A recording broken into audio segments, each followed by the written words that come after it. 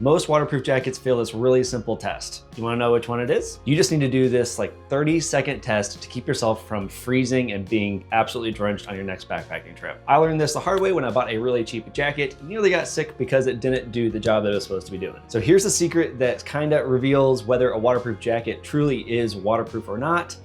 Check the zippers. So most jackets come with like the standard coil zipper with tiny little gaps between the teeth of the zipper. And if it's a slightly better jacket, it might even come with kind of like flaps that go over the zippers to sort of simulate waterproofing. The thing is, water really loves those little gaps between the teeth, and any kind of hard rain or actual wind pressure behind it, it does not do the job, and the water is going to seep through those little gaps in there. It's going to get underneath the flap and it's not going to do its job. Now look at the Beta AR and you'll notice the waterproof laminated zippers. They have a polyurethane coating that really just kind of seals in those zippers there and the gaps that could be in those zippers. It just completely removes them altogether. When you're zipping them up and down, they're gonna feel kind of smooth and rubbery and like a little bit more tension to sort of zip and unzip them, and that is completely intentional.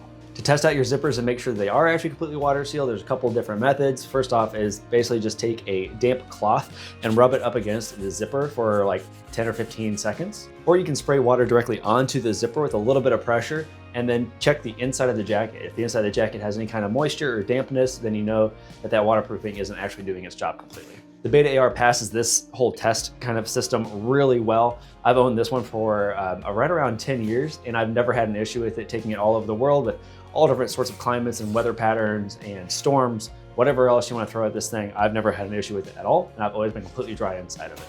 So here's a simple test that I was talking about earlier that you can do at home.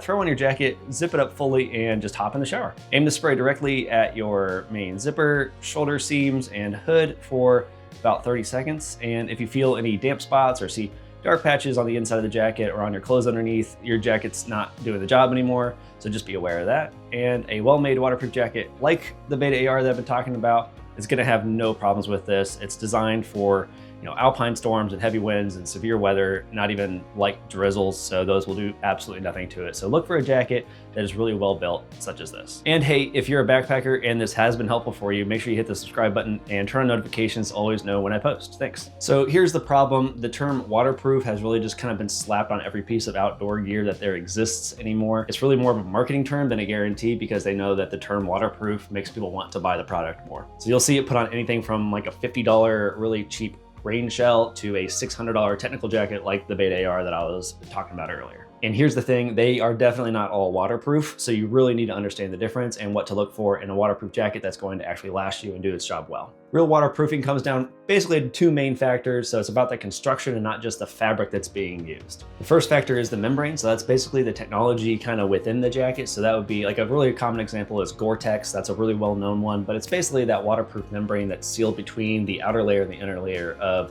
any of these waterproof jackets. So it's basically Gore-Tex, or every outdoor company essentially has its own version of a Gore-Tex or of a waterproof membrane, but look for those. And the second one is the sealing. So that is the zipper like we talked about, making sure that there's no gaps between the teeth of the zipper. So look for that rubberized polyurethane coating in there and sealing in there. And the second one is seam taping. So we will talk about this a little bit more later, but basically taping the seams of where all the stitching is happening on the fabric and on the jacket. If they have taped those seams, then you know they're doing a really good job and they're covering all their bases by even waterproof taping and sealing those seams. Essentially, even the best Gore-Tex made jacket, if it doesn't have its seams taped and its zippers sealed, you're not gonna have a fully waterproof jacket, so just be really aware of that. And at the end of the video, I'm gonna show you exactly what to look for in a waterproof jacket to make sure you get the one that's right for you. I said I was gonna mention this, so let's just talk about seam taping for a second. Even with perfect zippers, seams are gonna be where you have some leakage. Naturally, when you're kind of sewing together different fabrics, all those little holes that are made by the needle actually going through the fabric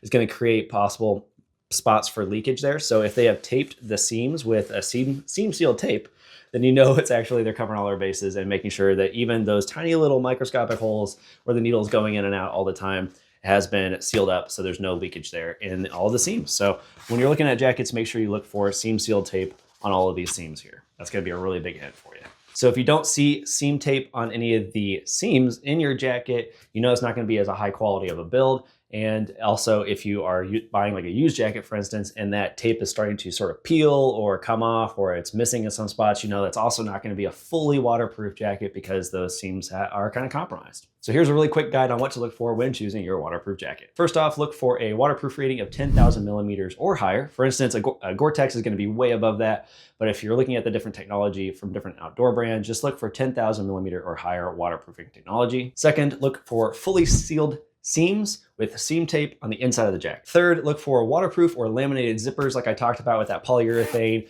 and basically where it's sort of harder to pull open and close, but it feels really comfortable and tight when you're pulling it, and you know that it's actually sealing between those little holes in the zipper there, so you won't have a problem with the zippers. Third is, we haven't talked about this yet, but a DWR coating. That basically means durable water repellency, and it's a spray that you can apply to basically any kind of fabric, if I'm being honest, but it's a spray that most waterproof jackets have on the outside of them.